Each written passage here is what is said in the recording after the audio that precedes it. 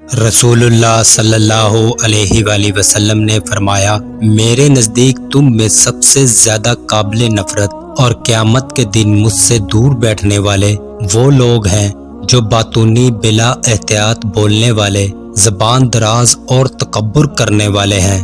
رسول اللہ صلی اللہ علیہ وآلہ وسلم نے فرمایا، جس شخص نے دنیا میں شہرت کا لباس پہنا، ایسا لباس جسے پہن کر یہ شخص لوگوں کو اپنی طرف متوجہ کرنا اور اپنی بڑائی جتلانا چاہتا ہو، اللہ تعالیٰ قیامت کے دن اسے ذلت کا لباس پہنائے گا، پھر اس میں آگ بھڑکائے گا۔ رسول اللہ صلی اللہ علیہ وآلہ وسلم نے فرمایا، جسے نرمی دے دی گئی اسے دنیا و آخرت کی بھلائی دے دی گئی۔ صلہ رحمی، اچھا اخلاق اور اچھا پڑوسی بننا گھروں کو آباد کرتا ہے اور عمروں میں اضافہ کرتا ہے۔